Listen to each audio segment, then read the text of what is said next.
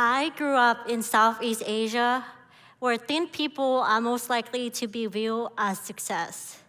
But I grew up as a fat kid.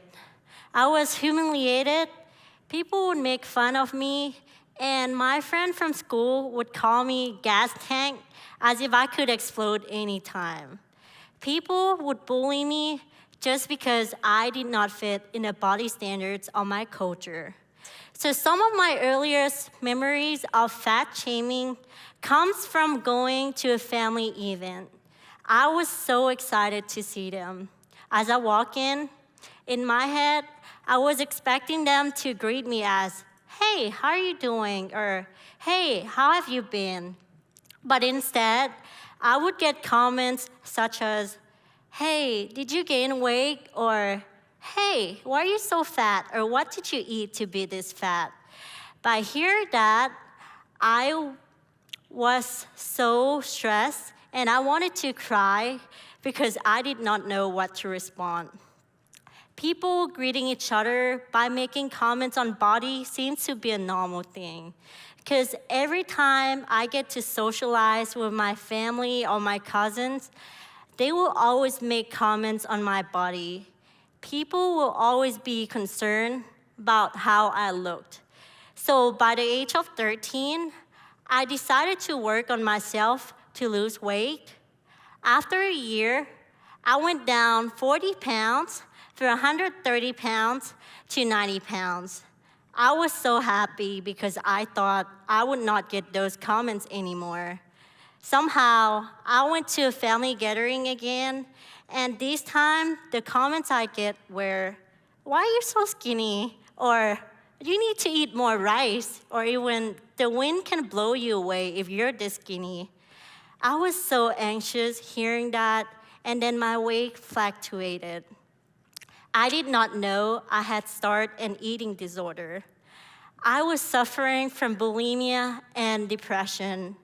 I knew it when I went to see a psychologist. So bulimia nervosa, it's an obsessive desire to lose weight with an extreme overreacting, followed by depression, self-induced, or purging and fasting.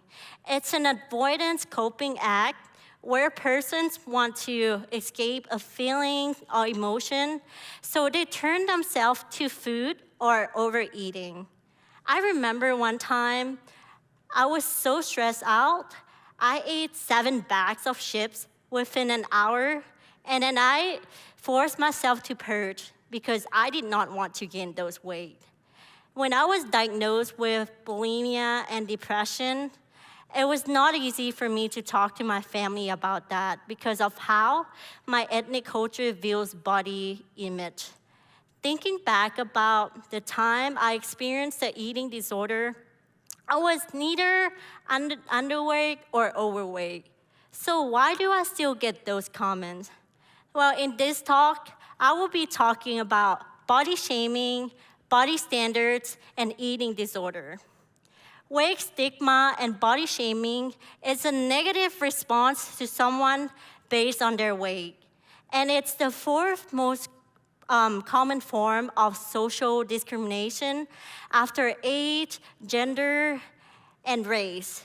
But it's the only form of discrimination that is still deemed to be socially acceptable. Body shaming often comes from friends and family. And in some culture, they even use body shaming as a way of grading others. So where does the body shaming comes from? The body shaming comes from the ideal body standards that our society has. Body standards for women has always existed. And there's a culture, norms, and difference for appearance. Ideal body for women varies depending on the culture of that country. So in this article of what the ideal body of woman looks like in 18 countries, shows the ideal body image from each country. We can see the difference in those shapes. In China, women are more likely to be thin than overweight because of how they see influencers and celebrities. But this problem is not unique to the Asian culture. women all around the world suffer from their society body standards. In Asia, young women are under pressure from their family and their society to look thin and dainty. Some of them even go in an extreme range to have that ideal body. Well, and in Japan, the thinner you are, the more beautiful the society thinks you are. Countries that has higher rates of eating disorder are found to be on the eastern side, which is Taiwan, Thailand, Vietnam, Hong Kong, Japan, China. And eating disorder often occurs in a culture that emphasizes thinness, and especially where thinness is linked to success. Culture that forces unrealistic body expectation on women can lead a woman to alter her body in an unhealthy way just to fit in. This universal that forces unrealistic body standards can affect a woman's view on herself. And these standards are hard to conform to, especially for women who does not already fit within that body type. These characteristics can't be changed easily and sometimes can't be changed at all. The standard sets for ideal body image have negative effects on a woman's body and can lead them to have mental or physical problems because they experience the pressure of wanting to look their best, and not only for themselves, but for others. These expectations take a toll on a woman throughout her lifetime. And these unrealistic body standards can lead a woman to have eating disorder and all other issues. We as a society are so tied up to the body standards defined by our culture that makes us body shame others without knowing, just because they do not fit in the body standards of our culture. Now that I've talked about the body standards and where the beauty image come from, now I will talk about body shaming and how it affects other people's life. So research has found that experiencing body shaming, research has found that body shaming and weight stigma is associated with all measures of eating disorder. And experiencing body shaming or weight stigma from your friends or your family is found to be the most common experience of body shaming. And body shaming from friends or family is directly linked to coping strategy such as increase in eating or binging. Because body shaming can lead a person to think that the negative stereotype attributes towards them are true and that they deserve that stigmatization. When someone is bullied or ashamed because of their weight, they can turn themselves into an unhealthy behavior, such as weight gain or weight loss behavior and binging.